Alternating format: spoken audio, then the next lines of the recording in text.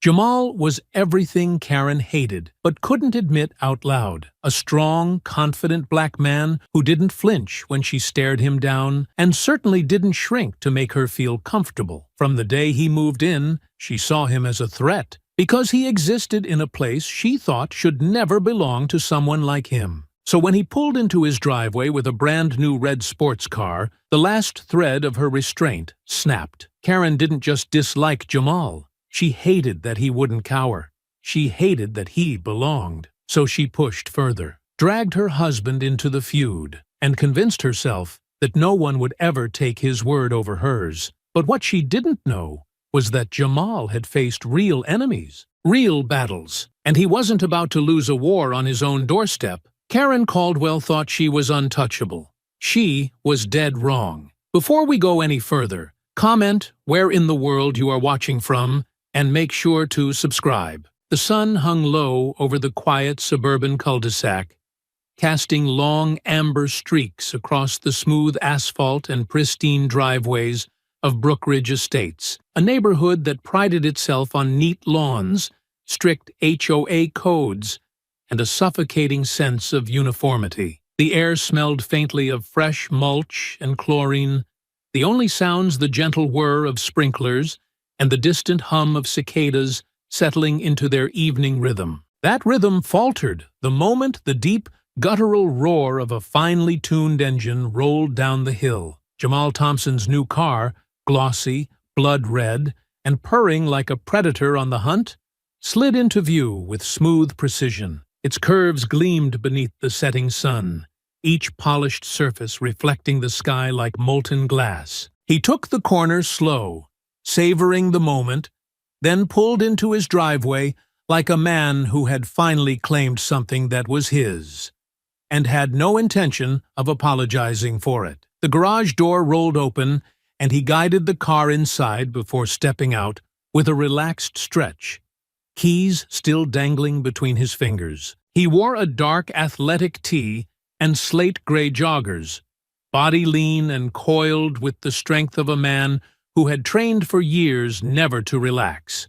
Though now, finally, he allowed himself a moment of stillness. He exhaled, slow and deliberate, eyes trailing over the familiar outlines of the house he'd bought less than a year ago. One he had paid for in full with the kind of money people didn't expect someone like him to have. And sure enough, the moment the engine cut off, the silence didn't last. She was already there, Karen Caldwell, standing stiffly in her own driveway across the street, arms folded so tightly it looked like her elbows might snap. Her mouth was tight, her posture defensive, and her eyes locked onto him with the cold, surgical precision of someone who had spent too long looking for a reason to lash out. The way she squinted at the car said everything before her mouth even opened. "Well, that's loud." Jamal didn't respond right away. He set the keys down on the tool shelf inside the garage, took his time with it, then turned to face her fully. His expression was calm, unreadable, but the air around him shifted, just slightly. Not aggressive, not defensive, just alert. "Evening, Karen," he said evenly. She took a step forward off her driveway, not enough to cross the street, but close enough to make sure her words carried. "This is a quiet neighborhood, Mr. Thompson," she said sharply, her voice high and clipped, the words razor-thin with irritation. "We don't need engines that sound like a drag strip shaking our windows. Some of us like peace and quiet." Jamal leaned against the edge of the garage, arms folded casually, weight balanced on one heel. "Then maybe don't stand outside listening to it," he said, voice level. Not loud, not angry, just pointed. Her nostrils flared, barely visible, but the tension in her jaw betrayed her restraint. She'd been waiting for this moment since the day he moved in. Hell, probably long before that. There had been no welcome basket, no polite introductions. From the first day, she had watched him like he was a stranger who'd wandered into the wrong part of town.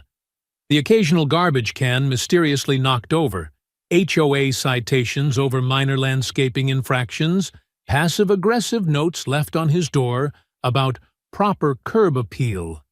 It had all come from her. "You know what I think?" she snapped, stepping closer to the edge of her driveway. I think people who buy flashy toys like that are trying to prove something. Compensation, maybe. Jamal didn't flinch. He didn't blink.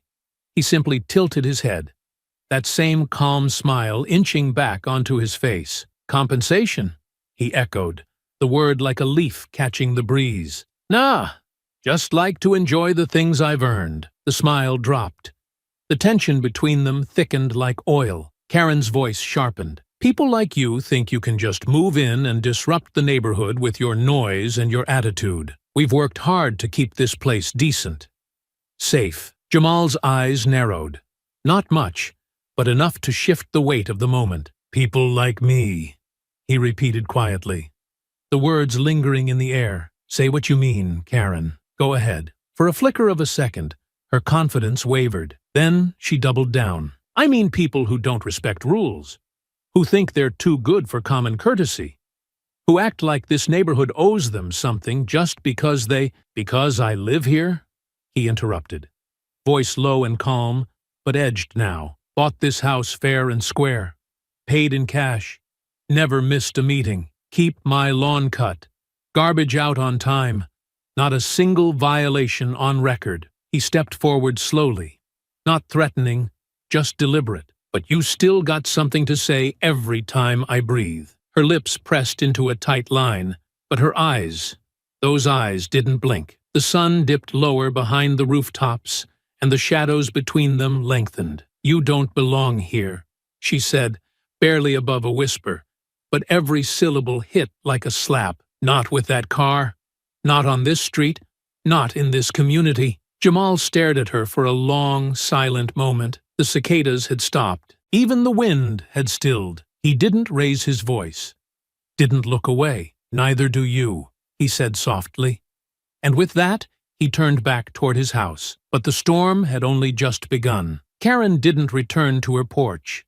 Instead, she stood frozen on the edge of her driveway, staring across the street like she could burn a hole straight through Jamal's front door with her eyes alone. Her hand clenched into a fist at her side, knuckles whitening, jaw locked so tight the muscles in her neck twitched beneath the skin. And for a long, brittle moment, she just stood there, as though wrestling with some private storm, trying to decide whether to swallow her pride or spit it back out like venom. Then, with the fury of someone who had already made up her mind before the sun rose that morning, she stepped off the curb and marched across the street. Jamal heard her before he saw her. The sound of her sandals slapping the pavement echoed just enough through the open garage to stir a low sigh from his chest. He turned his head, not fast, just enough to acknowledge her approach, and leaned slightly against the frame of his front door.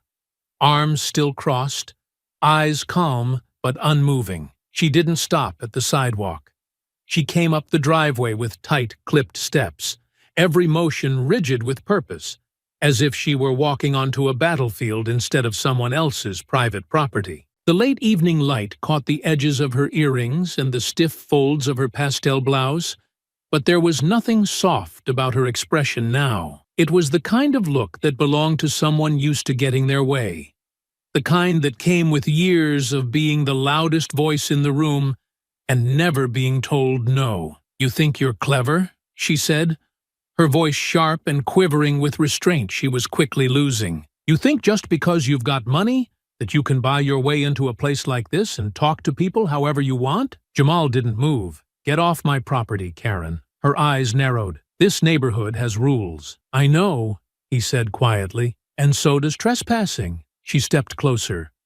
Not enough to make contact, but enough that the distance between them now felt deliberate, provocative. You want to play the victim? Go ahead, she spat. But we both know what you're really doing.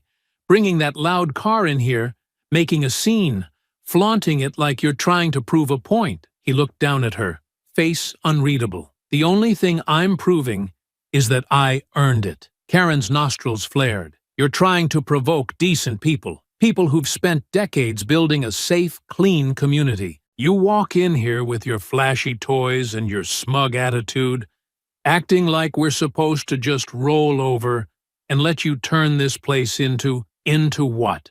Jamal cut in, his voice still low, but no longer soft. Into a neighborhood where you don't get to pick who deserves to live next door based on the color of their skin? Into a place where someone like me can own a house without you losing your damn mind over it? The sharpness in his voice made her flinch, just barely, but she recovered fast. I'm not the one who got physical first, she said, her voice rising now. You think you're intimidating, but I'm not scared of you. No, he said slowly, his gaze steady. You're scared of what I represent. She stared at him for a long moment. Then suddenly, with a movement so fast it felt almost childish, she swung her leg and kicked the front tire of the car, the rubber absorbing the blow with a dull thud. Jamal didn't react immediately. He just watched her, eyes narrowing slightly, arms still folded across his chest. But now his body had gone still in a different way, no longer casual. Now every muscle was braced in quiet calculation, the way a soldier might measure the distance between cover and danger. I'm warning you, he said, his voice quiet and cold. Don't touch my property again. You gonna hit me now? She said mockingly, stepping closer to the hood. That's what people like you do, right? Start fights? Play tough? Intimidate? Her hand rose, flat and fast, and slammed down against the hood of the car with a sharp metallic crack that echoed down the cul-de-sac. She hit it again. Then again, the sound was louder than it should have been, louder than her small frame should have been able to generate, and with each impact, Jamal's jaw tightened just a little more. On the fourth strike, he moved. It wasn't violent. It wasn't theatrical. He stepped forward, grabbed her wrist, not hard, just enough to stop the next blow, and pushed her back a single measured step. She stumbled.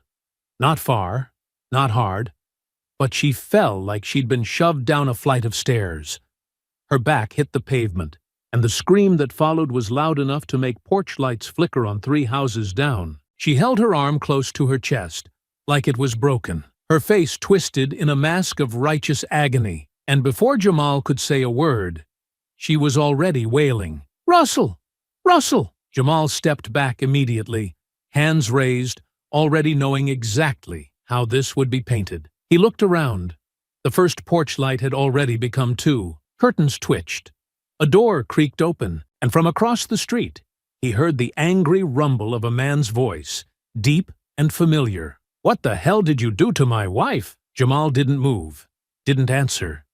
He just watched as Russell Caldwell emerged from the house, already storming toward him, face red, fists clenched, and murder in his eyes. And just like that, the match had finally reached the fuse. Russell Caldwell came down the front steps like a man already halfway to violence, each heavy boot fall striking the pavement with the rhythm of barely contained fury. His shoulders were squared, fists pumping at his sides, and the veins in his neck bulged with the kind of anger that hadn't just started that evening, but had been fermenting quietly behind drawn curtains and whispered conversations, just waiting for a spark. Karen still lay sprawled on the driveway behind him, clutching her wrist like a shattered bird's wing, sobbing with theatrical gasps that rose and fell like stage cues. She kept one eye on her husband, the other darting back toward Jamal with barely disguised satisfaction, her pain exaggerated just enough to bait the narrative before the first punch was ever thrown. What the hell did you do to her? Russell barked as he closed the distance, his voice cutting through the heavy dusk like the crack of a whip. Jamal didn't flinch. He didn't move from where he stood at the top of the driveway, hands still raised in plain view, jaw tight with restraint. His eyes stayed locked on Russell's face, watching the way his shoulders rolled forward, the uneven rise of his chest, the clenched jaw that gave away a man who was itching for a reason. I warned her not to touch my car, Jamal said evenly. She hit it. I pushed her back. That's it. Russell scoffed, the sound bitter and mocking. You put your hands on my wife, he said, stepping in close now. So close Jamal could smell the faint sourness of sweat and beer on his breath. You think you can just lay your hands on her And act like you didn't cross a line? She crossed it first, Jamal replied, still calm, still centered. But there was steel beneath the words now, a quiet promise of consequences. I told her to stop. She didn't listen. You shoved her to the ground like some thug, Russell snapped, jabbing a thick finger toward Jamal's chest, but stopping just short of making contact. Typical. Always blaming someone else. Always playing the victim while tearing everything down around you? Jamal's eyes didn't leave his. I'm not the one screaming in the street, and I'm not the one trying to turn an argument into a headline. You think you're some kind of hero? Russell growled, his voice dropping into something darker, almost intimate in its malice. Strolling in here with your fancy car, your smug attitude, flashing it in our faces like you deserve to be here? You don't. You think the military makes you special? You think serving gives you a free pass to do whatever the hell you want? I earned my place, Jamal said, quiet now, the words landing with the weight of stone. In this house, in this neighborhood. And you don't get to decide otherwise. Karen whimpered loudly behind them, writhing on the ground like the drama wasn't playing out exactly how she wanted. He attacked me, Russell, she cried, her voice cracking just enough to sound broken. He pushed me like I was nothing. He could have really hurt me. That was the final push. Russell stepped in, chest to chest now, close enough that their shadows merged on the concrete. His hand twitched once, knuckles curling. Jamal saw it all. The posturing, the raw instinct, the way Russell was trying to square up like this was his street, and Jamal was just passing through. You should have kept your head down, Russell said, low and seething. You should have known your place. Jamal's jaw tightened, his voice low and deliberate. That's the difference between us. I know exactly where I stand. Not for long, Russell snarled. Jamal took a step back, not in retreat, but in warning, in signal. His posture shifted, just slightly.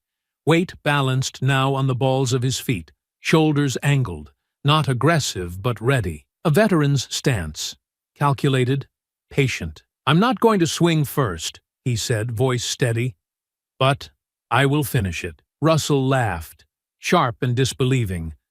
But there was a flicker of hesitation in his eyes now, the kind of hesitation that came from recognizing on some primal level that the man in front of him wasn't a stranger to violence, that this wasn't going to be a drunken brawl in a bar parking lot where brute strength and loud yelling won the day. Jamal didn't posture. He didn't puff his chest. He didn't need to.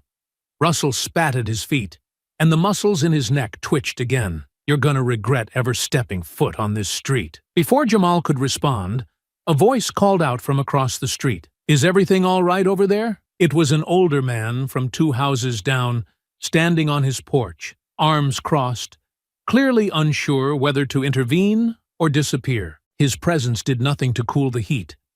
It only added eyes to the fire. Karen whimpered again, louder this time. He shoved me. He just attacked me and now he's threatening my husband. Call someone. Call the police. Jamal's patience began to crack. Not fully, but enough to show in the tightness around his eyes.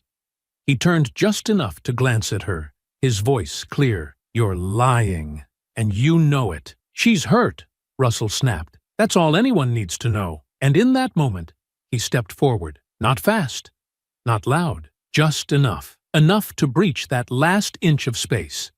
Enough to justify the next move. Jamal's eyes narrowed. Russell's fist clenched, and the final domino hung in the air, teetering, waiting to fall. It happened fast, faster than most could track, but Jamal saw it coming before Russell even committed. The subtle hitch in his breath, the way his right shoulder dipped, the tension in his lead foot, signals to most, but to a trained SEAL, they were loud as sirens. Russell lunged forward, his arm cocked wide in an amateur haymaker, fueled more by emotion than technique, swinging not to land with precision, but to make a statement, to dominate by force. Jamal didn't retreat. He shifted, weight pivoting smoothly onto his back foot, head tilting just enough for the blow to graze air beside his cheek. And before Russell could recover, before he could even realize he'd swung at nothing but wind, Jamal stepped inside the man's guard and delivered a swift, controlled strike to his abdomen. Not enough to break anything, just enough to knock the air out of him and dismantle the illusion of strength. Russell staggered back, wheezing, eyes wide with shock, more than pain. "You don't want this," Jamal said, voice low but solid. The kind of voice that came from someone who had been in real combat zones, not backyard tantrums. "You've got 5 seconds to walk away.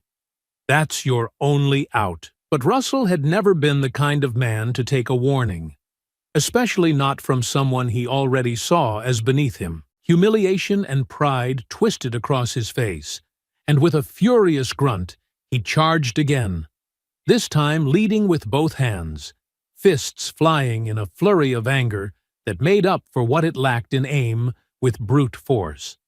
The next exchange was clinical. Jamal sidestepped the first blow, caught the second at the wrist, twisted it downward, and forced Russell's arm behind his back in a controlled joint lock that dropped him to one knee. A sharp cry escaped his throat as the pressure intensified, not enough to dislocate, but enough to pin him in place like a trapped animal. Jamal didn't enjoy it. His face didn't show victory, only restraint. Behind them, Karen's scream shattered the air like glass. "He's hurting him. Help! He's killing him." Neighbors stepped onto their porches, drawn by the commotion, some holding phones, others watching from behind screen doors. The entire cul-de-sac had become a theater, and Karen was determined to direct it. "Let go of my husband!" she shrieked, still clutching her wrist, still sprawled on the driveway like a shattered doll. "Somebody call the police, please! He's attacking us!" Jamal released the lock the moment he felt Russell go limp with submission, letting him crumple onto the concrete with a groan. He stepped back immediately, hands raised once more, breathing steady but shallow now, the heat of adrenaline still humming beneath his skin. His eyes swept the gathering audience. No one had stepped in. No one had spoken up. Just widened eyes and muted phones held near their chests. "I didn't start this," he said, loud enough for the nearest porches to hear. "I defended myself. That's all." But the truth didn't move as quickly as Karen's voice. She crawled across the pavement toward her husband, cradling his head in her lap, tears streaming down her cheeks, her voice trembling with performance. "I told him to stop. I asked him to leave us alone, and he just snapped. He hit me, and then he went after Russell. He wouldn't stop." The first sirens echoed from beyond the gates of the neighborhood, still distant but growing louder, slicing through the twilight like a slow, inevitable countdown. Jamal didn't move. He stood in the center of his driveway, car gleaming behind him, his entire body still tense from the encounter, but his eyes sharp, clear, resolute. He knew what this would look like. He also knew how rarely the truth was enough when stories were already spinning into the air. Karen kept her sobs going as the first patrol car rounded the corner, red and blue lights washing over the houses like a warning. The cruiser skidded to a halt at the foot of the driveway. 2 officers stepped out, both white, both hands already near their holsters. Karen pointed dramatically. "That's him! That's the one who attacked us." Jamal stayed still, hands visible, voice steady. "I defended myself. He charged me. She damaged my car and trespassed. I didn't lay a finger on her beyond a single shove to stop her from causing more damage." "Hands where we can see them," one of the officers barked, though his weapon remained holstered, for now. Jamal complied. Russell, groaning, finally managed to sit up. His eyes met Jamal's, not with fear, but with grim satisfaction. He didn't say a word. He didn't need to. The second officer moved toward Karen, gently guiding her to the curb. The other approached Jamal, his stance guarded. "Sir, we need you to turn around." Jamal's expression didn't change. "You're arresting me? We need to sort things out down at the station," the officer said carefully. "You can explain everything there." "What about her?" Jamal asked, nodding toward Karen. "She started this. We'll take all statements." Jamal exhaled slowly, then turned. The cuffs clicked cold around his wrists. Neighbors whispered from their porches. One woman shook her head. Another raised her phone slightly higher. Karen pressed her face into Russell's shoulder, her sobs muffled now, but no less dramatic. She looked up just long enough to meet Jamal's gaze as he was escorted to the cruiser. Her eyes gleamed with smug triumph. The door closed behind him, and as the cruiser pulled away, Jamal sat in the back seat, spine straight, face unreadable, the lights of his own home shrinking in the rear window. The holding cell was small, barely big enough to stretch his legs, colder than it needed to be, and quiet in the way that wasn't peaceful but watchful. Sterile concrete walls, a steel bench, flickering light above that never quite settled. Jamal sat with his elbows on his knees, his hands steepled, his breath steady, but his mind nowhere near still. He had been in worse places. Dust-swept outposts halfway around the world, enemy territory with no backup, and no margin for error. But this felt different. Because this wasn't a war zone. This was home. And still, he'd been treated like the threat the moment the word she said left Karen's lips. The officer hadn't been aggressive, just cautious, careful. The kind of careful that meant he didn't need proof when he had a version of the truth that fit comfortably within assumptions. Jamal had answered every question without raising his voice, laid out every detail with clinical precision, but he could still see it in the man's eyes. The calculation, the doubt. He'd spent years serving a country that didn't flinch when it asked him to bleed for it. But the moment he came back and stood on his own 2 feet, in his own neighborhood, next to his own home, it treated him like a trespasser on borrowed time. When the door finally opened, the officer's expression didn't shift much. "Charges aren't being filed right now," he said, like it was a favor. "You're free to go." No apology, no acknowledgement of the lie Karen had spun like thread from a loom, just the cold click of an unlocked door and the long walk back to silence. By the time Jamal returned home, the neighborhood was calm again, too calm. The same manicured lawns, the same still air, the same windows with their curtains drawn just slightly enough to peek through. If any of them felt remorse for watching it unfold, if anyone had bothered to correct the story that night when the siren screamed through the cul-de-sac, no one had said a word. He barely glanced at the dent in the grass where Russell had gone down, or the spot where Karen had dropped to the concrete like she was playing victim in a soap opera. He walked straight into his house, shut the door behind him, and sat for hours. No TV, no music, just him, a cup of untouched black coffee, and the kind of silence that didn't offer peace. It offered space for fury to breathe. When sleep finally came, it didn't last. It was the sound that woke him. The first crack was sharp, violent, surgical, glass against aluminum. The second was louder, more deliberate, like someone was trying to make a point with every ounce of hate they had left in their body. He was out the door before the third strike landed, and there she was, Karen Caldwell, barefoot in her robe, teeth clenched in a snarl, holding a metal bat like it was forged for war. She stood at the center of his driveway, legs braced, arms tight, hair wild in the morning breeze, and she brought the bat down again with both hands, shattering the last intact section of his windshield. "What the hell are you doing?" Jamal's voice exploded across the yard, deep, furious, unfiltered now.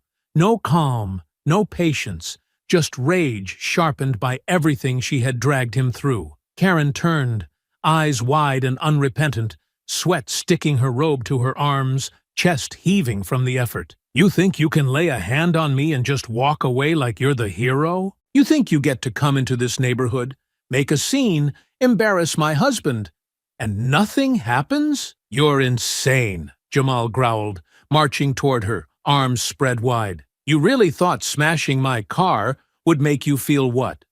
Powerful? You come onto my property again, after lying to the cops, and you think I'm just gonna let this slide? Oh, please," she spat, stepping back but not dropping the bat. "You're nothing but a thug with a nice car and a chip on his shoulder." "You're damn right I've got a chip on my shoulder," he fired back, voice shaking with fury.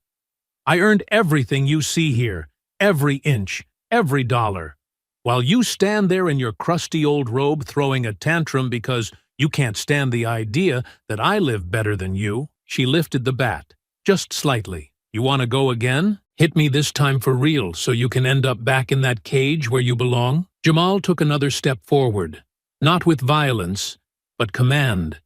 His voice now quieter, but more dangerous than ever. "You hit that car one more time," he said slowly, each word precise, "and I will knock you on the ground so fast your husband won't have time to find your teeth before I drag him through the lawn with you." Karen's eyes flickered.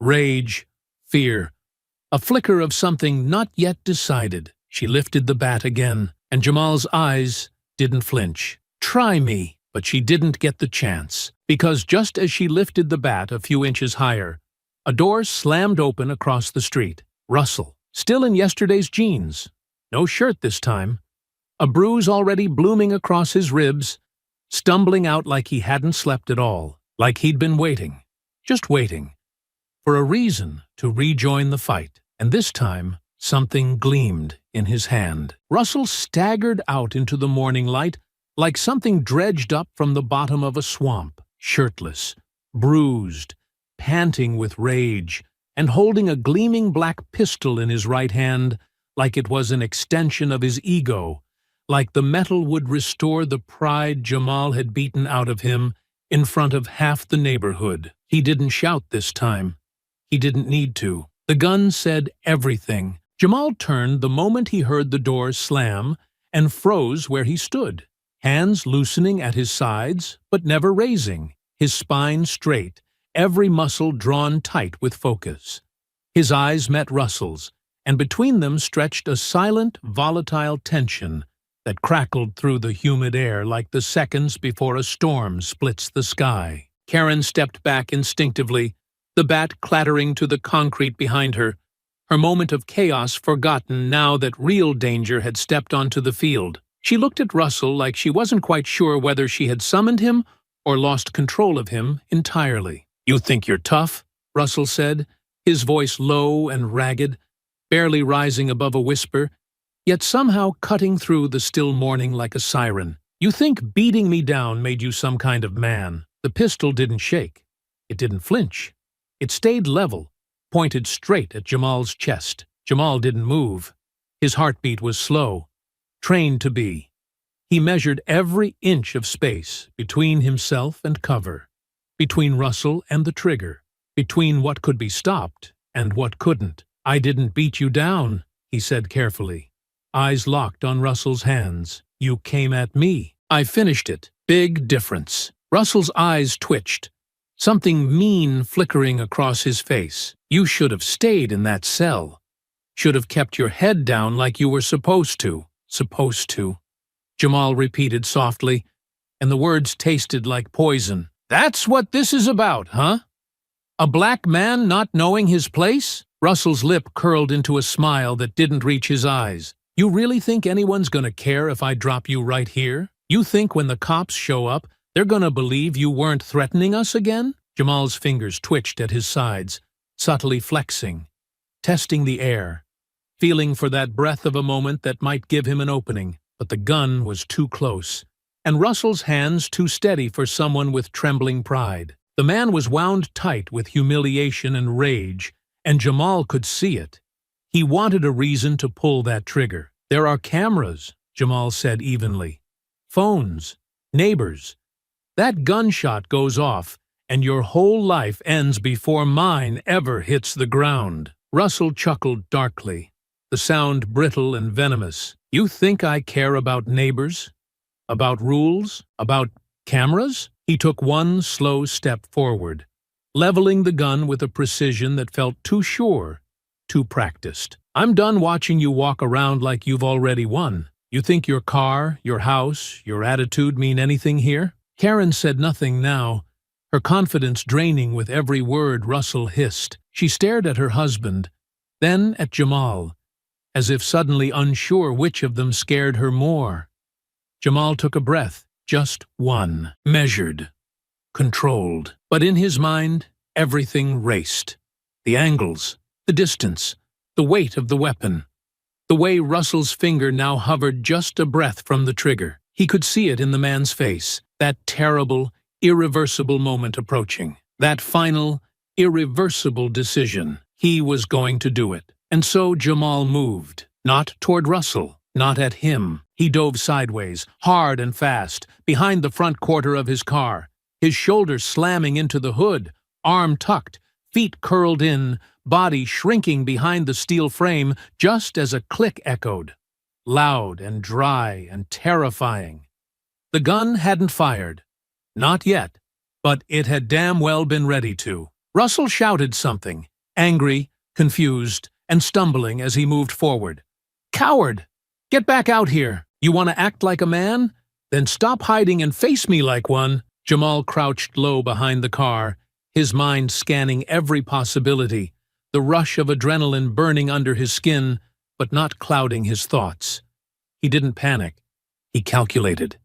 He was unarmed, but he knew how to move, how to survive. That gun was now the only thing keeping Russell brave. He could hear Karen pleading with Russell now, her tone cracking, her fear finally catching up with her bravado. "Russell, stop! Put it down. Someone's going to see this. He's going to call the cops. He's going to—" "He already did enough," Russell bellowed, kicking the side of the car, the steel ringing with the impact. "He humiliated me. He put his hands on you. You think I'm just gonna let that stand? Put it down!" she hissed again, grabbing his arm now. "Please, just put it down!" Jamal listened, heart still slow, breath steadying. His hand rested lightly on the tire rim beside him, his body coiled like a spring, every second ticking closer to the moment where someone else made the wrong move. He didn't want to fight, he didn't want to kill, but if Russell came around that corner with the gun still drawn, he'd have no choice. He glanced toward the hedges. One more step. If Russell rounded the car, another click from the weapon. Jamal's jaw tightened. This wasn't going to end quietly. The world had gone narrow. From the crouch behind his car, Jamal could hear Russell's boots scraping along the pavement. Slow, deliberate, each step taken with care, as if the man had finally realized just how close the line was, and how deadly crossing it might be, but he was coming anyway. Not charging this time. Creeping, hunting. The gun hadn't fired yet, but the sound of that last dry click told Jamal everything he needed to know. Russell had chambered the round now. It was ready. One wrong twitch, and that weapon wouldn't stay quiet. Jamal tightened his grip on the wheel rim beside him, keeping his breath low, eyes tracking the shadow growing longer beside the car. He could hear Karen still whispering furiously from the driveway, her voice slipping between panic and pleading. But Russell was past listening. Whatever fragile grip he had left on reason had snapped the moment Jamal beat him in front of the neighborhood. And now he wasn't just trying to regain control. He was trying to erase the man who had taken it from him. Jamal waited. 3 steps. 2. He could hear the breath now, ragged, tense, the way a man sounds when he's trying to convince himself that what he's doing still makes sense. Then the barrel appeared. Low. Right, just under the mirror. Shaking, Jamal moved. He dove, not backward, not away, but through the space between them, shoulder first, using the full weight of his body to crash into Russell's chest, just as the man rounded the edge of the car. The tackle was a blunt explosion of motion and fury. Russell shouted, staggered, the pistol swinging wide. But Jamal's hands were already on it, fingers locking around the grip, twisting, wrenching, driving the muzzle up and away from his own chest with years of trained precision. The gun fired. The blast cracked through the air like lightning, echoing down the street, loud enough to rattle windows. Jamal's leg buckled mid-motion as the round tore into his thigh, white heat lancing up through muscle and bone, a flash of agony that tried to steal his focus, tried to drag him down. But his grip didn't falter. His weight didn't drop. If anything, the pain only sharpened his mind. narrowing his vision until all that remained was Russell's stunned expression and the weapon still clutched between them. With a roar that ripped from deep inside, Jamal drove his fist into Russell's face. Once, twice, 3 times, forcing the gun free at last. It dropped to the concrete and skidded away beneath a parked car. Forgotten. Russell stumbled, blood trailing from his nose now, his mouth hanging open in a stunned gasp. But Jamal didn't stop. The shot burned like fire down his leg, each step forward another scream through his nerves. But he kept moving. Because this wasn't about pain anymore. This was about every shove, every slur, every lie Karen had spewed to the police and to their neighbors, every smug glance from Russell, every false report, every twisted look that said, "You don't belong here." Jamal grabbed him by the collar and pulled him forward into a brutal elbow that sent the man crumpling to one knee. Russell tried to swing, clumsy, dazed, but Jamal caught his arm, spun him around, and slammed him against the hood of the ruined sports car with a bone-jarring thud. "You came into my yard," Jamal growled through clenched teeth, gripping the back of Russell's neck and pressing his face against the dented steel. "You pointed a loaded weapon at me. You threatened my life, and you thought you'd walk away from that." Behind him, voices were rising, neighbors rushing outside now, no longer hiding behind blinds and curtains. Someone screamed. Someone shouted. A phone camera clicked into record mode, but Jamal didn't care. Not yet. Russell tried to push back, grunting through the blood that now poured freely from his nose. But Jamal turned him again and drove his knee into the man's ribs, hard, precise. Russell collapsed fully this time, groaning, wheezing, rolling onto his back in the driveway with no fight left in him. Jamal stood over him, chest heaving, leg trembling beneath the weight of the bullet buried in flesh. But his eyes were clear. Furious, yes, but not out of control. Karen finally found her voice again. "You shot him!" she shrieked, pointing at her husband. "You shot him! You better pray I don't press charges for attempted murder." Jamal snapped, his voice hoarse but thundering. "Because what's coming for you two now? You can't lie your way out of it." Karen took a step back, suddenly aware of just how many phones were pointed in her direction, just how many eyes were watching, not in judgment anymore, but in disbelief. The mask had slipped. The spectacle had been too public, too extreme, too real. There would be no story to twist now. No playing victim this time. And then, sirens. Distant, but no longer slow. No longer casual. Fast, urgent. Jamal turned, breathing hard, sweat pouring down his neck, and slowly limped toward the front steps of his porch. He didn't collapse. He didn't cry out. He sat carefully, leaned back against the rail, and let the burn in his leg remind him that he was still alive. Russell hadn't moved. Karen was still shrieking. And the neighborhood, the same one that had judged him for the color of his skin and the shape of his success, was finally seeing the truth. The sirens grew louder, slicing through the stunned quiet like a blade through fabric, their rising wail announcing the arrival of order, or at least the illusion of it. Red and blue lights began to dance across the pale morning sky, flashing against the windows, casting twisted colors across the stunned faces of the neighbors who had gathered at the edges of their lawns like spectators to a battlefield none of them could look away from. Jamal didn't rise to meet them. He tried. He pushed himself up from the porch step, leg trembling beneath him. But as the adrenaline that had carried him through the chaos finally began to drain from his veins, the pain surged forward like a tidal wave. It caught him mid-motion, seized the muscles in his thigh like fire tearing through dry brush, and dragged him down with a force that made him bite down on a groan so deep it nearly choked him. He dropped to one knee. The driveway blurred around him for a moment, sweat stinging his eyes, breath rasping through clenched teeth. His hand clutched the edge of the porch rail, knuckles white, veins tight beneath the skin, but he refused to fall. Not all the way. Not after what he'd just endured. The first squad car screeched to a stop in front of his house. A second followed within seconds, the tires skidding against the curb, doors already flying open before the engine had even cut. Officers poured out in full response mode, guns drawn, commands sharp and overlapping as they took in the scene. But this time,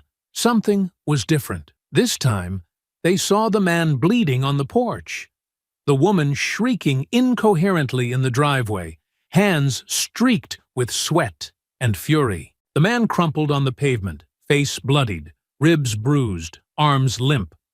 They saw the neighbors, the phones, the cameras, and they paused. "Guns under the silver SUV!" someone shouted, a young voice from the crowd. The nearest officer pivoted instantly, eyes scanning, weapon lowered slightly now as training took hold, and reality settled around them. Another officer approached Jamal slowly, not like he was a threat, but like he was a man who'd survived one. "Sir," the officer said carefully, voice cutting through the chaos, "you've been shot.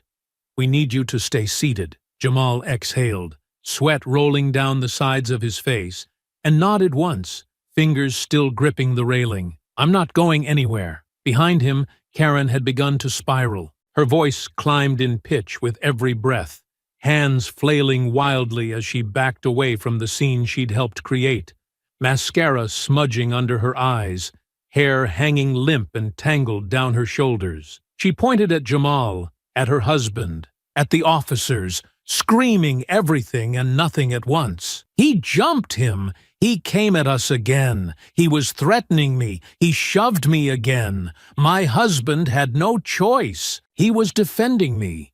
He was defending our home!" But the words didn't land like they had before. Not this time. Not with the shattered windshield gleaming in the background.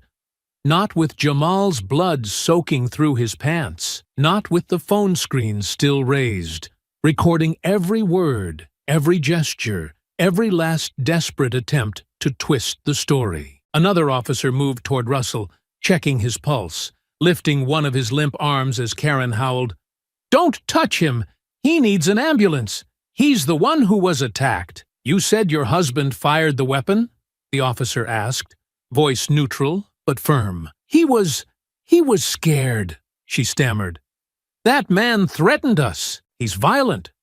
One of the neighbors, a middle-aged black man from 2 doors down, someone who had never spoken to Jamal more than a passing nod, stepped forward now. His voice wasn't loud, but it cut through the storm with conviction. "I saw the whole thing," he said. "She was beating the hell out of his car.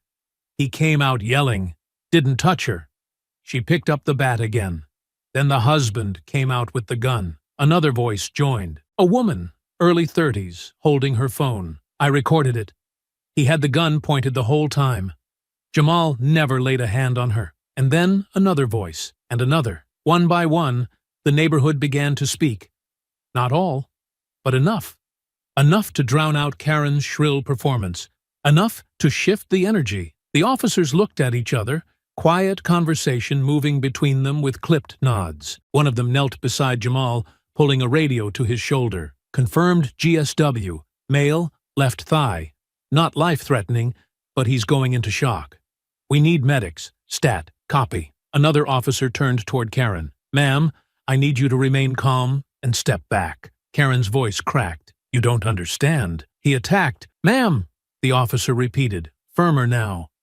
"We've got several witnesses and recordings of the incident. You need to step back." Her eyes darted from one uniform to the next, searching desperately for a sympathetic face, and finding none. Her mouth opened, closed, then trembled. Russell groaned from the driveway, trying to sit up. 2 officers moved to cuff him. Karen screamed, and Jamal finally allowed himself to lean back against the rail and close his eyes. The pain was still there, deep, pulsing, alive, but something else had settled in now. Something quieter, heavier. The fight was far from over, but the shift had begun. For the first time since they'd started this war, the Caldwells weren't the ones shaping the story. And the neighborhood wasn't looking at Jamal with fear anymore. They were looking with recognition. The antiseptic scent of the hospital room clung to everything. His skin, the sheets, the air itself. Even with the blinds partially drawn and the lights dimmed, there was no escaping that sterile brightness that hovered in places like this, where people came to be stitched back together after the world had torn something loose. Jamal lay back against the raised bed, one arm draped across his stomach, the other hooked with a quiet IV that pumped slow drips of painkillers into his bloodstream. His left thigh was bandaged thick and tight, elevated on a foam cushion. The bullet had torn through muscle cleanly. No shattered bone, no arteries nicked. But the damage still throbbed like something was burning beneath the skin, pulsing with every heartbeat like a silent clock, ticking toward something he wasn't ready to name. He stared at the ceiling, not because it had answers, but because it didn't. The seconds passed slowly, but his mind raced. He had been shot in broad daylight, in his own yard, by a man who'd already attacked him once and hadn't been arrested for it. A man who walked out of his house that morning holding a loaded gun like he was reaching for a set of car keys. And the woman, his wife, that smug, venomous voice wrapped in a robe and hate, she had been the spark, the poison in all of it. And now she'd stood there with blood on her hands and still tried to cry victim when it all fell apart. Jamal exhaled slowly, his chest rising and falling beneath the thin blanket. He had faced enemies with better excuses for violence than the Caldwells. He had stared down barrel-lined alleys overseas where the only law was survival. But none of that prepared him for the fury that came with being gunned down on American soil, in a peaceful neighborhood, after doing everything right. He clenched his jaw, felt the muscles twitch beneath the bandages on his thigh. It wasn't just the pain. It was the violation, the insult of it. He didn't care anymore if Karen had snapped. He didn't care if Russell thought he was defending his pride. He didn't care if the neighborhood tried to look away or pretend neutrality while their silence fed the fire. None of them mattered now. They had turned this into war. And now he was going to end it on his terms. The door opened quietly, and the sound of soft heels against tile broke through his thoughts. He didn't need to look to know who it was. Maya moved like she didn't want to disturb anything, like she knew there was a storm waiting just beneath the surface of the quiet. She stepped to his bedside, her tone measured but not cold. "You awake?" He turned his head just slightly, eyes meeting hers. "Yeah," he murmured. "Barely." She gave him a small nod, then sat in the chair beside the bed, setting a leather-bound folder on her lap, fingers lightly tracing its spine. Her usual sharp energy was there, but beneath it, buried deep, was something else, something personal, a trace of anger that she kept neatly folded under her professionalism. "I just came from the station," she said. "They're holding Russell without bail. He's facing charges for aggravated assault with a deadly weapon, unlawful discharge of a firearm, attempted manslaughter, and a litany of secondary counts. Karen's being processed separately. Property destruction, inciting violence, resisting officer commands, trespassing." Jamal closed his eyes, just for a moment, and let the list settle like weight onto a table. It wasn't enough. Not yet, but it was a start. "They're trying to get ahead of it," she continued. "Their lawyers already pushing a self-defense narrative. Karen's saying you escalated everything and Russell just panicked. Typical misdirection, but there are 3 neighbors who've already submitted video footage and testimony. One of them even showed the gun being raised." He opened his eyes again, the fury simmering low in his chest, not burning hot now, but slow, steady, something with shape and purpose. "She called me a thug. He told me no one would care if I died. Then he pulled the trigger." Maya didn't flinch. "I know." He watched her for a moment longer, searching her face for some flicker of doubt, but there was none, just fire, controlled. "Ready. I'm going to make them pay," he said quietly. But the words landed with the full weight of everything he'd endured. Every insult, every scar, every injustice that had built to this moment, not just with charges, with everything, their money, their house, their name. Maya nodded once, not with pity, not with caution, but agreement. "You'll have your day in court," she said, "and I'll make sure every single second of it counts." He looked back up at the ceiling again, not to escape it this time, but to let the moment settle. Outside the window, the sun was starting to rise, its gold spilling across the hospital floor like the promise of a different kind of day. But he wasn't ready to walk in peace just yet. First, there would be justice, and this time, no one would silence him. The ride home from the hospital felt longer than it should have. Jamal sat in the passenger seat, leg braced carefully against a foam wedge, his body still heavy with the ache of the healing wound, though the painkillers dulled it just enough to keep his jaw from locking tight. Outside the window, the streets passed in a blur of motion and stillness. Families jogging on sidewalks, sprinklers spinning across clipped lawns, mailboxes standing straight like nothing had happened. But everything had changed. When Maya turned the corner onto his street, the air shifted. It wasn't just the sunlight filtering through the oaks or the soft hum of distant lawnmowers, it was the silence. That thick, calculated quiet that settled over the neighborhood like a held breath. The kind that wasn't about peace, but about watching, judging, measuring. She slowed the car as they reached his driveway. The red sports car was still there, its windshield replaced, the bodywork expertly repaired, not a single dent visible anymore. But Jamal could still feel where the damage had been. He stepped out slowly, using the doorframe for support, his legs stiff beneath him as he made his way up the walkway with Maya at his side. The porch, freshly swept, looked exactly as he had left it, but the gazes came next. From across the street, a woman stood behind her curtain, barely concealed. 2 doors down, a man watering his lawn paused, turned off the hose, and watched. Jamal didn't acknowledge them. He didn't need to. He could feel the shift in their silence, the way it wasn't condescension anymore. It wasn't suspicion. It was discomfort. Guilt, even.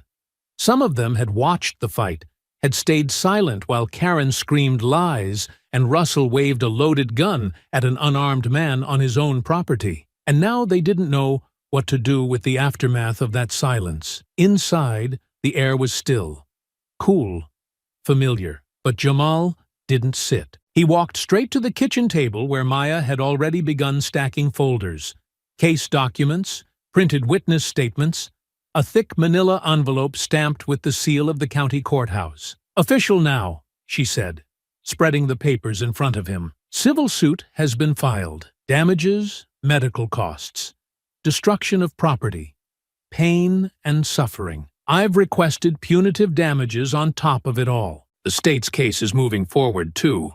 Russell's lawyer tried for a plea deal, but the DA shut it down cold.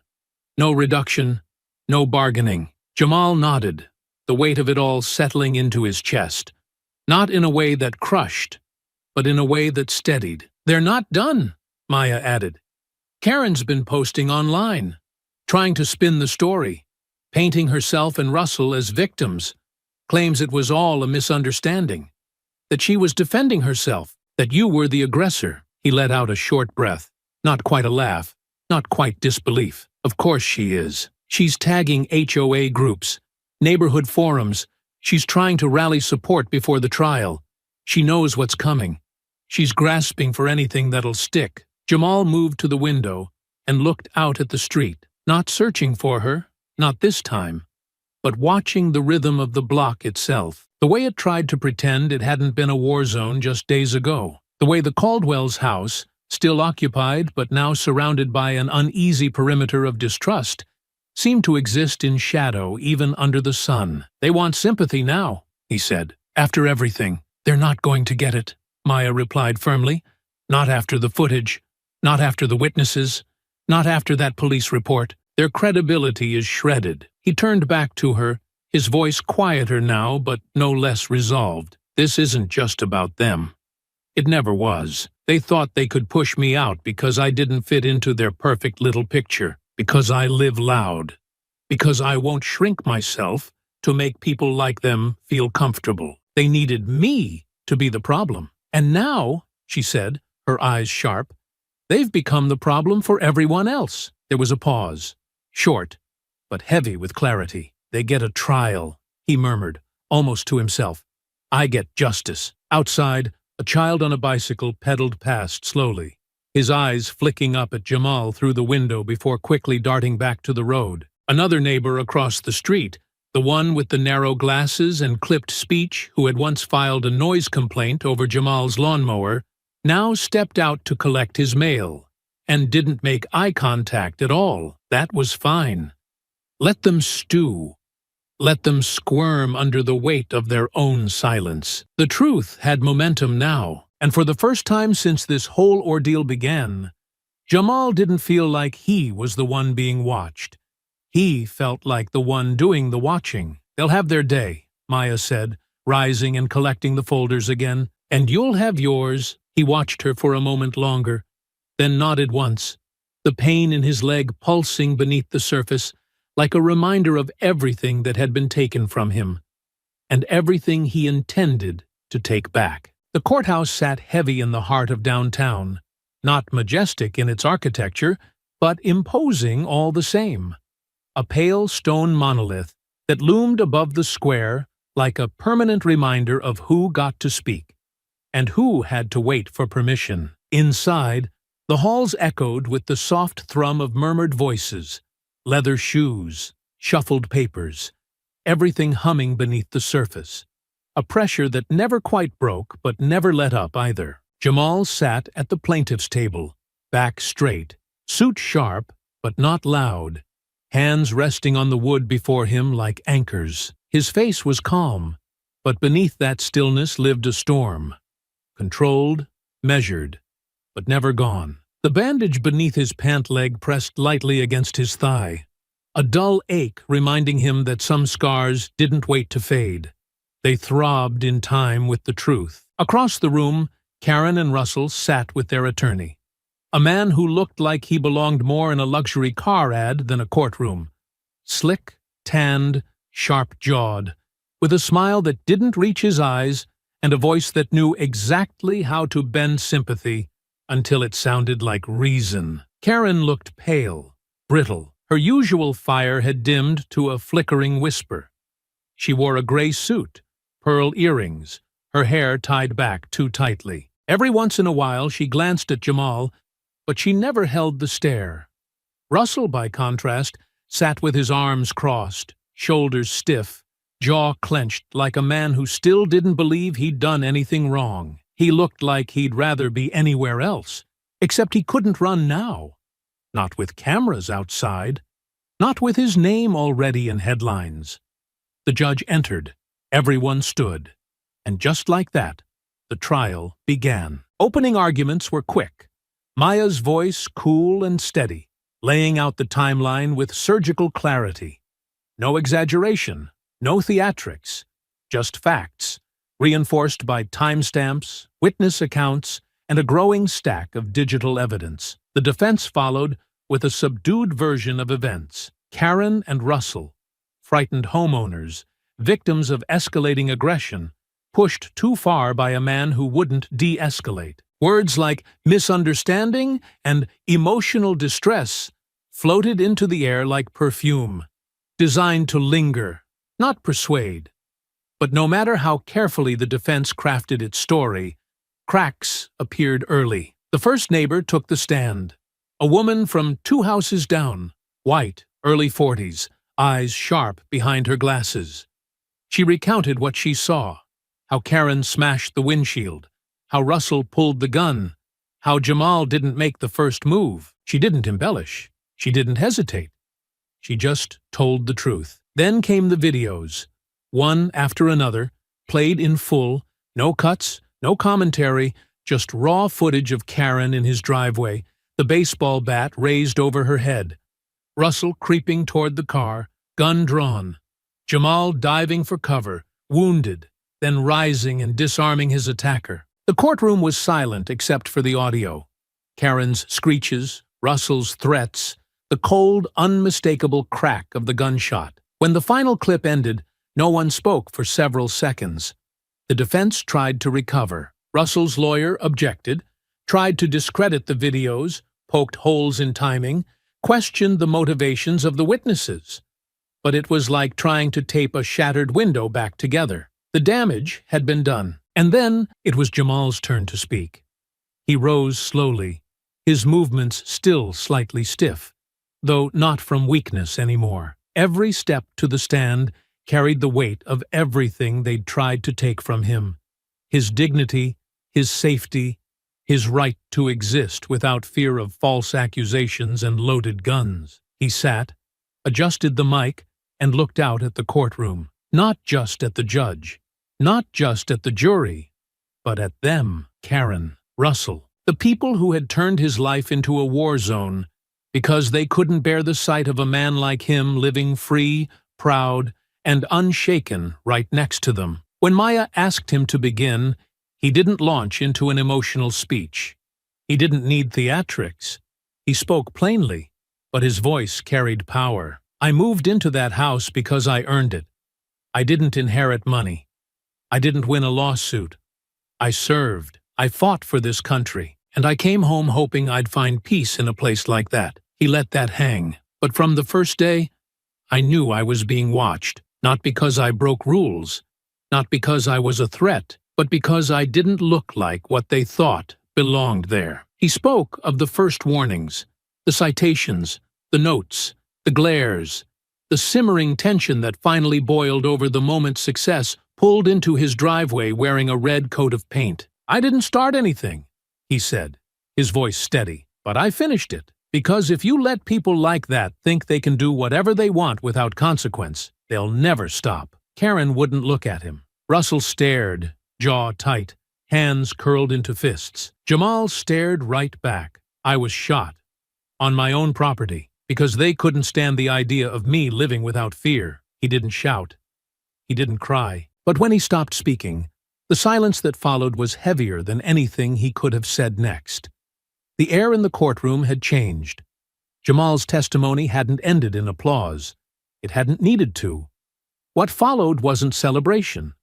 It was silence, taut and unyielding, the kind that settles when everyone in the room knows the truth has finally taken up residence and refuses to leave. Even the jury, previously impassive behind their polite expressions, now leaned forward, not out of curiosity, but gravity, as if the weight of his words had pulled them closer without their permission.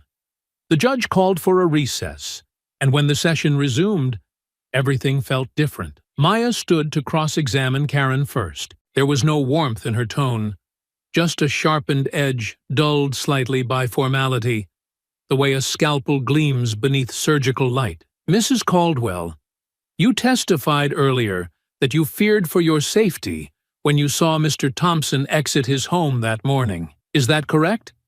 Karen nodded, her voice tight. Yes. You also stated that you believed he was a danger to your personal property? Yes, she said, fidgeting with her bracelet. Given his earlier behavior, I had every reason to believe he would be violent. Maya stepped forward, slow and precise. Your earlier behavior, you mean?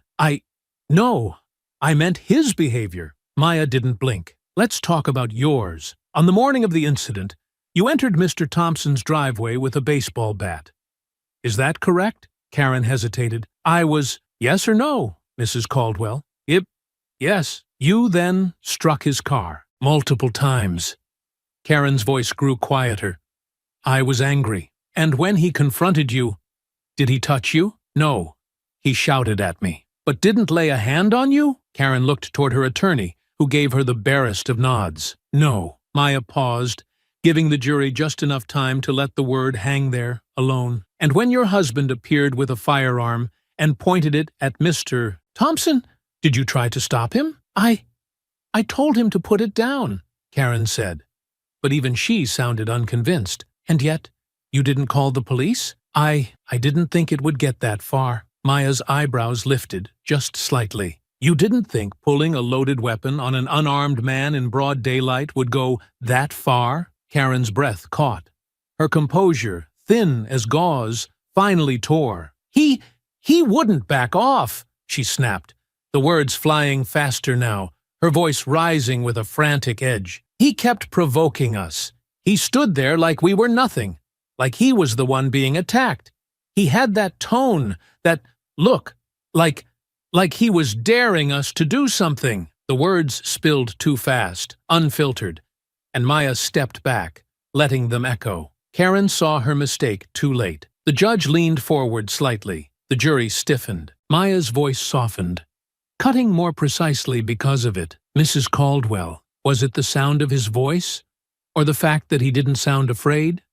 Karen blinked. Was it his words that threatened you? Or the fact that he didn't shrink when you demanded he make himself small? Karen opened her mouth, then closed it again. The stillness that followed was suffocating. No further questions. Karen returned to her seat like a marionette with half its strings cut. She didn't glance toward her husband. She didn't look at the jury. She stared straight ahead, lips parted, eyes glassy with something that wasn't quite tears, more like unraveling. Russell was called next. He moved to the stand with more resistance, as if his body understood what his mind still denied, that the fight was already lost, and all that remained was the ritual of defeat. The prosecutor handled the questions this time. Mr. Caldwell, you drew a weapon that morning. Yes. You fired that weapon. Yes. Who was your intended target? Russell's jaw flexed. The man threatening my wife. The prosecutor held up a photograph.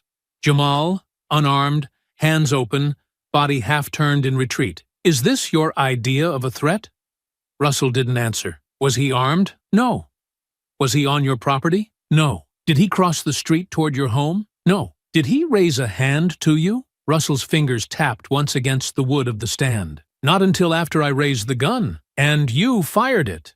Russell's voice dropped. Yes. The prosecutor let the admission breathe. Do you know what that's called, Mr. Caldwell? Russell's nostrils flared. It's called attempted manslaughter. Russell glanced toward his lawyer, but the man looked down now, suddenly more interested in his notes. And your wife, the prosecutor continued. Did she ever ask you to bring the gun out? She was scared. Did she say the words, Mr. Caldwell? Russell's voice was dry, resentful. No. Did you? Another long pause. Yes. The prosecutor lowered his papers, folded his hands. No further questions. The courtroom sat in dense silence as Russell returned to his seat, his eyes burning with something that might have once been pride, but now only smoldered with the humiliation of a man forced to speak truth with everyone watching. The judge looked over the room. This court will recess until closing arguments tomorrow morning. The gavel struck once.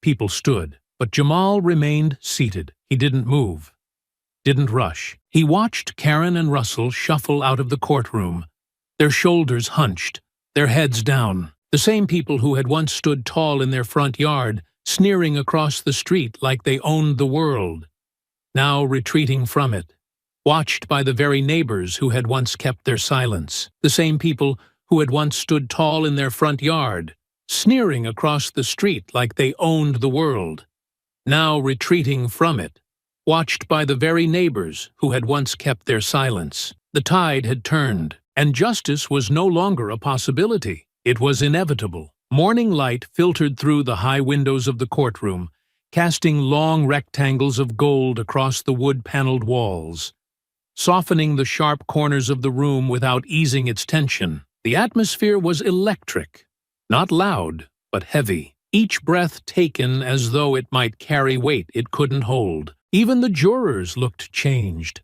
eyes darker now, their stillness not of nerves, but purpose. Jamal sat in the same seat as the day before, his body upright, leg resting carefully beneath the table, though he no longer needed the cane to move.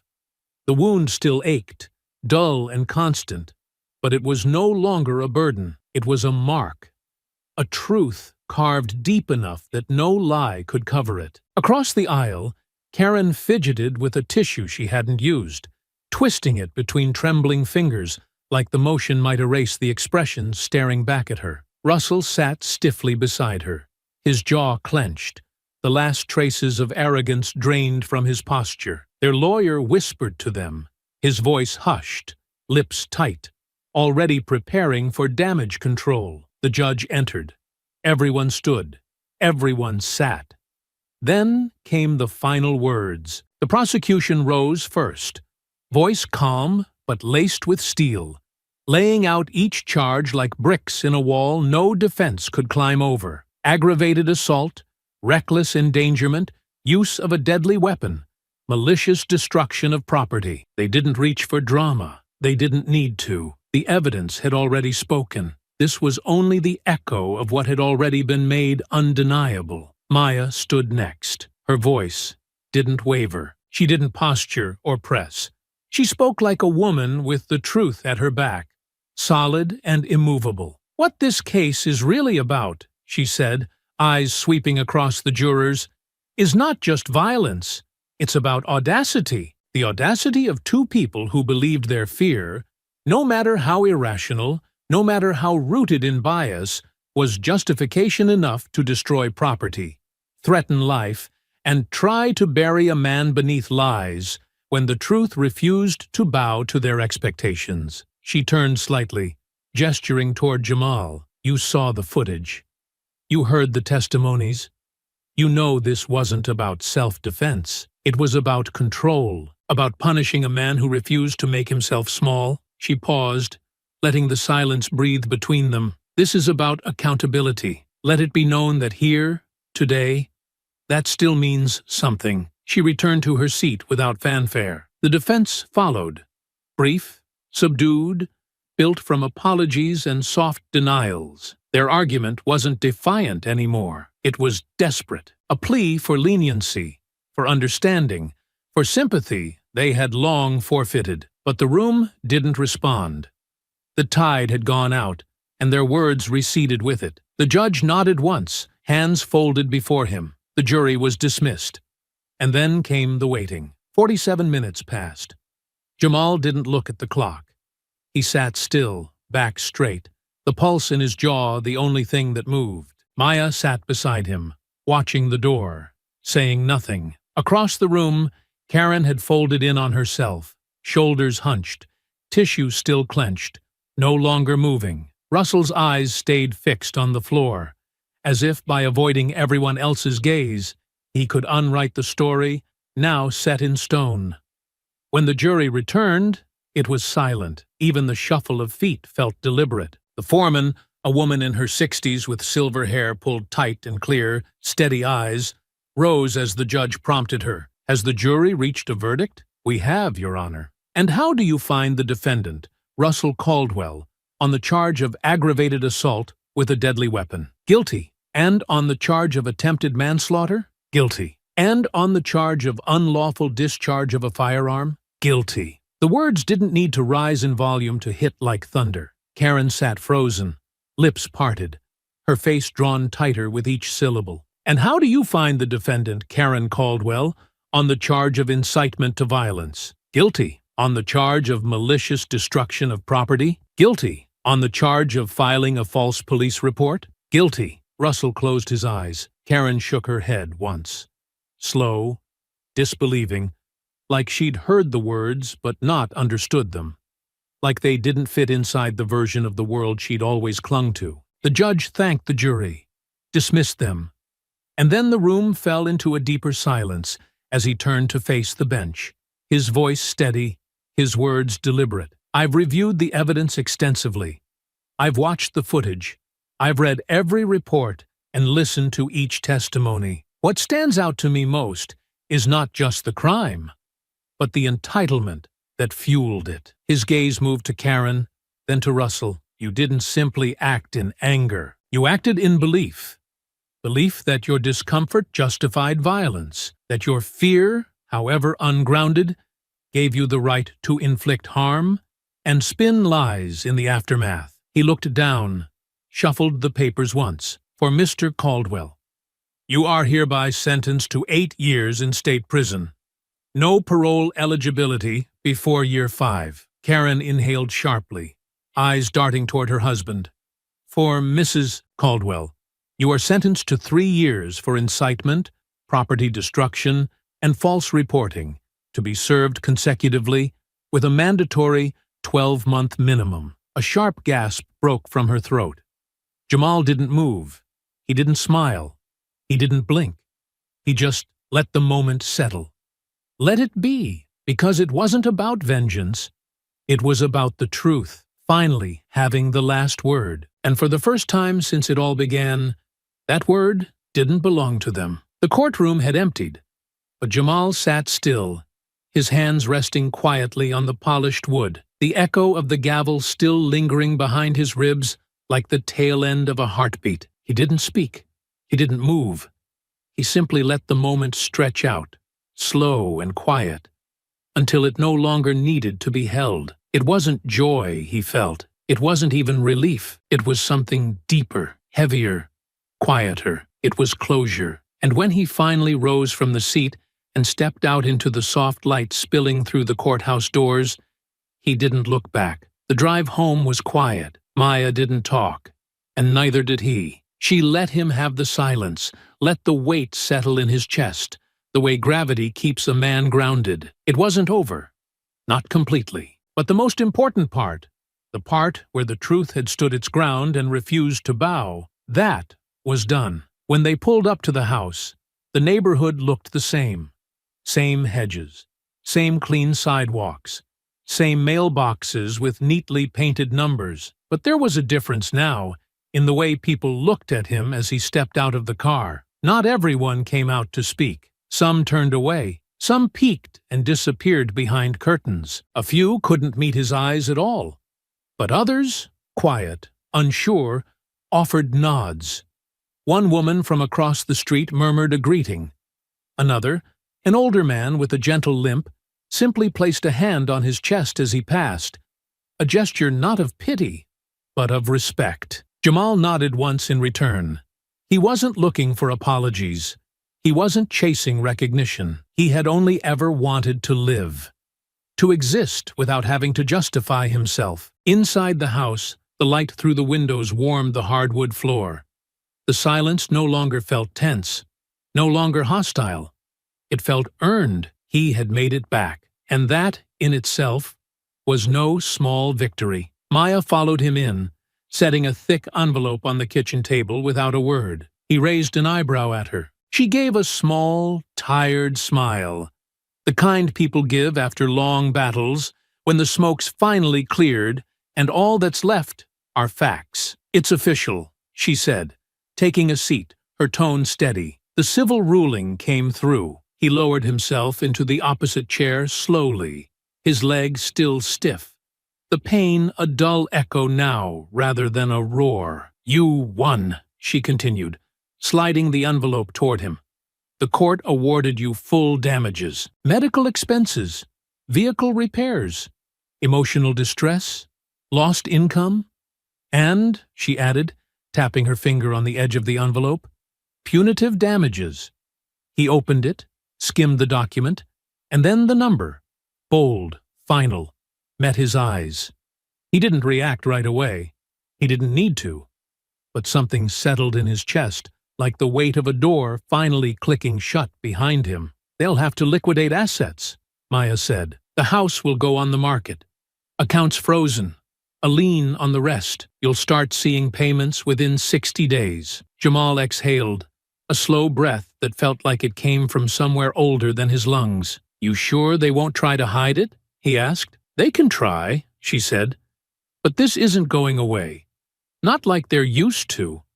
Not this time." He nodded once, fingers still resting on the paper. "They're going to feel this one," she said, more softly now, "the way they made you feel it. Not just time in a cell, not just shame, but actual, lasting consequence." He looked up at her, and for the first time in days, there was a faint trace of something lighter in his eyes.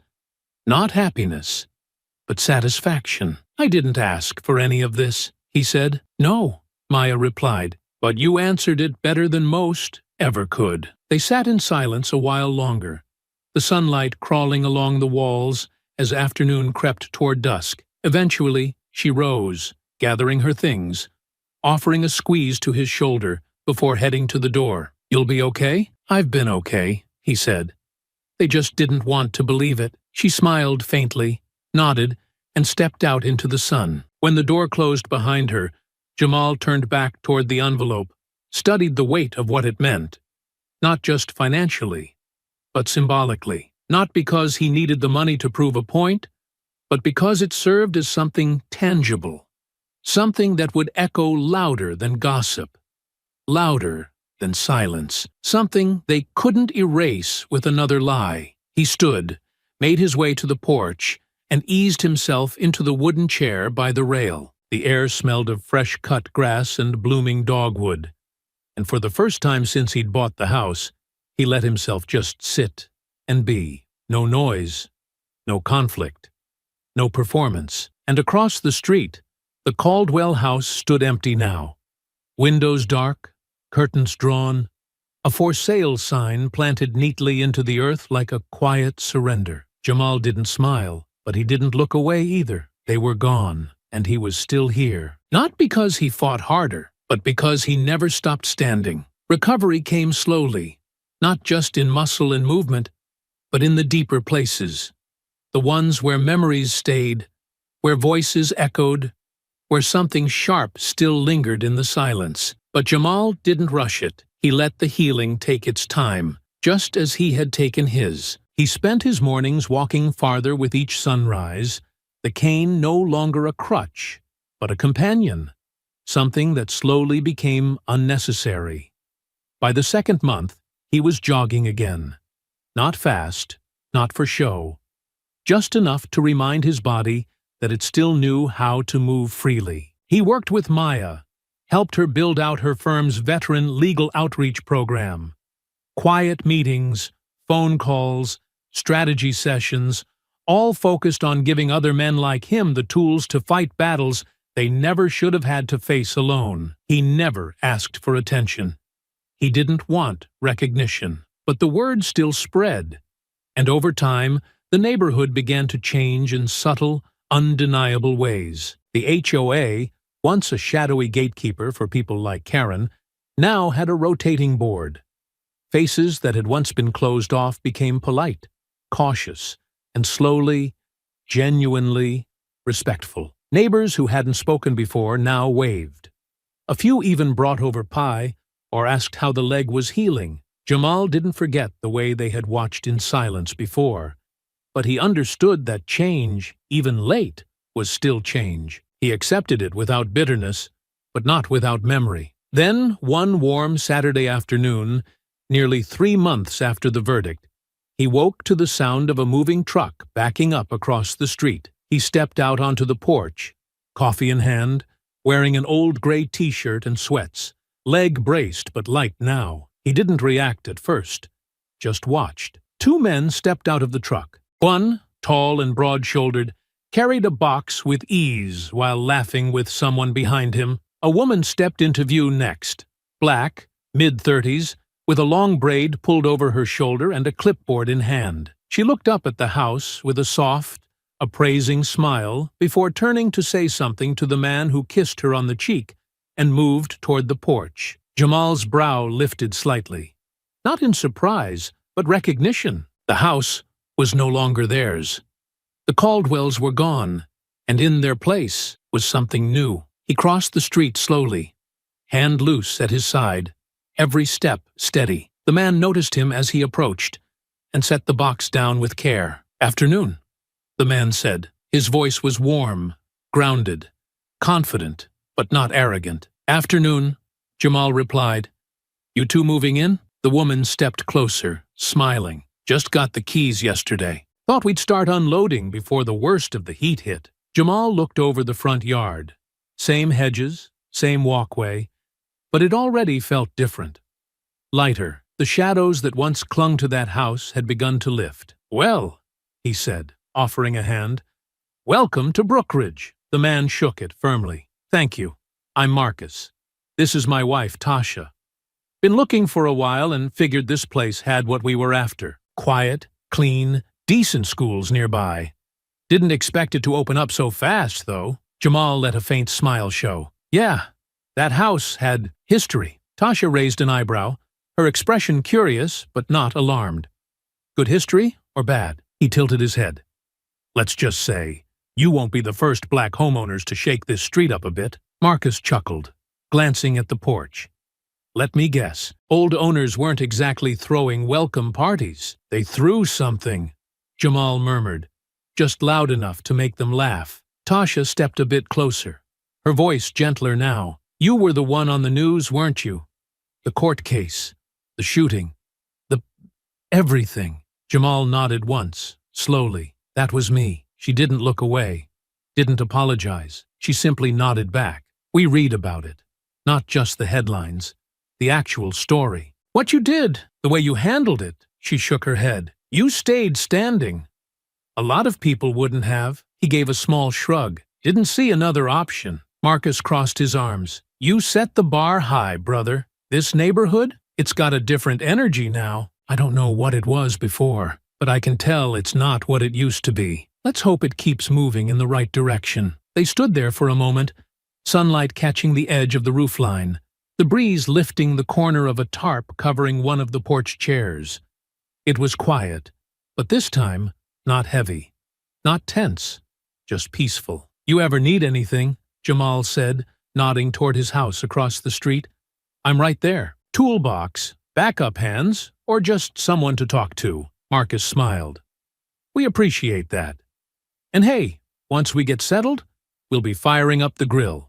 You're invited. I'll bring the bourbon, Jamal replied, already turning to head back home. You drink bourbon? Marcus called after him. I do now. Laughter followed him across the street, soft and rich, folding into the warmth of the day like something natural, something good. Jamal stepped onto his porch again, settled into the chair beneath the overhang, and watched as the truck slowly emptied, one box at a time. Across the street, a new chapter was unfolding, and for the first time in a long time, Jamal felt not just at peace, but at home. I hope you enjoyed that story. Please share it with your friends and subscribe so that you do not miss out on the next one. In the meantime, I have handpicked 2 stories for you that I think you will enjoy. Have a great day.